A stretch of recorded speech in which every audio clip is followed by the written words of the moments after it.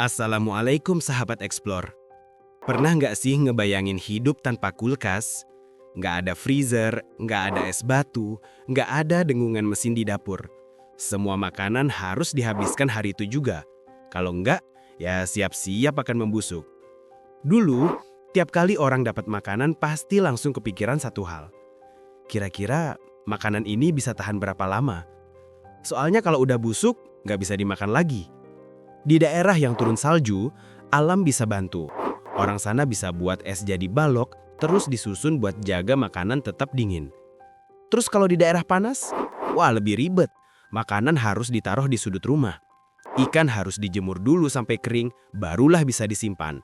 Sayur-sayuran harus tetap terbuka supaya kena angin dan gak cepat layu. Kedua cara ini bertujuan supaya makanan gak cepat busuk. Tapi tetap aja, cara-cara ini gak bisa tahan lama. Sebab es bakalan cair, cuaca bisa berubah sewaktu-waktu. Untuk mengatasi hal ini, muncullah satu ide besar. Gimana kalau es disimpan dalam lemari? Jangan-jangan bekunya bisa lebih lama. Dari ide itulah dibuat kulkas pertama. Bentuknya sederhana, cuma lemari kecil yang diisi es. Tapi, kulkas ini harus sering-sering ganti es, supaya makanan tetap fresh. Ribet? Iya. Tapi di zamannya, kulkas ini kayak teknologi super canggih. Mulai dari situlah orang-orang mulai berani nyetok makanan banyak-banyak. Terus makanan pun udah nggak harus dimakan semua setiap hari. Bisa disisakan buat besok. Selang berapa lama, listrik mulai menyebar ke seluruh dunia. Dan disitulah kulkas berubah total. Balok es pelan-pelan mulai ditinggalkan. Diganti dengan mesin yang bisa bikin dingin sendiri. Dari sini juga, kulkas mulai masuk ke rumah-rumah sampai-sampai jadi barang wajib.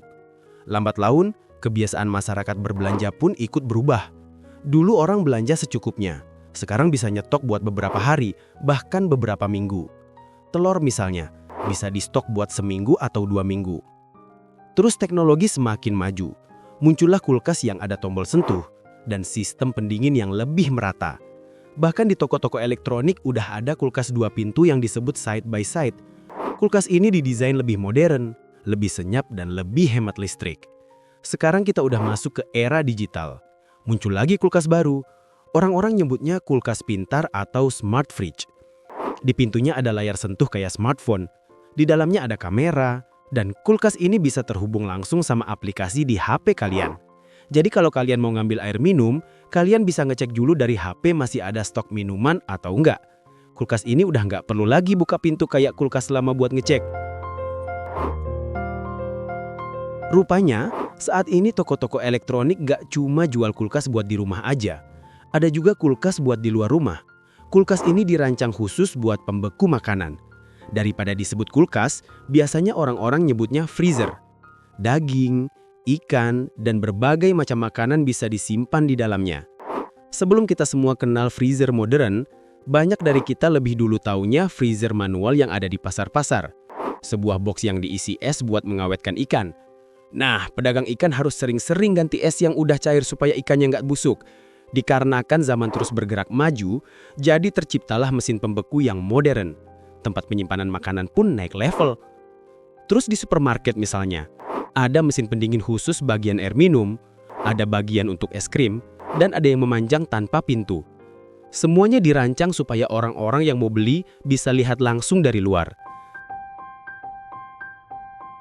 Dan ternyata, tanpa kita sadari, di kota-kota besar sekarang ini udah ada kulkas super besar yang bisa nampung puluhan ton bahkan ratusan ton bahan makanan.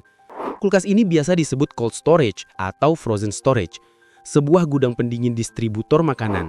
Daging, ayam, dan ikan hasil laut disimpan di tempat pembeku. Sementara gula, beras, dan sebagainya disusun di tempat yang dingin. Kalau kita pikir-pikir, makanan kita hari ini yang ada di dalam kulkas sebenarnya udah melewati perjalanan panjang. Mulai dari peternakan dan hasil laut, masuk ke cold storage, menuju freezer dan mesin pendingin di pasar. Terus masuklah ke dalam kulkas buat konsumsi pribadi. Sahabat Explore, itulah perjalanan evolusi mesin pendingin. Dari lemari yang diisi balok es, sampai kulkas yang terhubung pakai internet.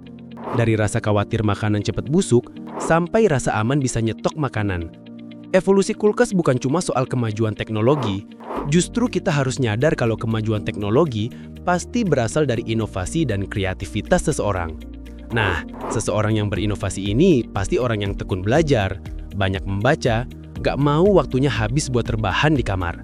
Sekarang yang jadi pertanyaannya, apa kalian udah berubah? Atau masih terbelenggu dengan kebiasaan lama? Kita semua jangan cuma pandai mengisi kulkas, isi juga otak kita pakai wawasan. Terima kasih sudah menemani eksplorasi kali ini. Sampai ketemu di eksplorasi yang akan datang. Ingat, tingkatkan terus wawasan kita dan hindari gosip, karena orang yang berwawasan laksana cahaya yang berjalan. Wassalamualaikum warahmatullahi wabarakatuh.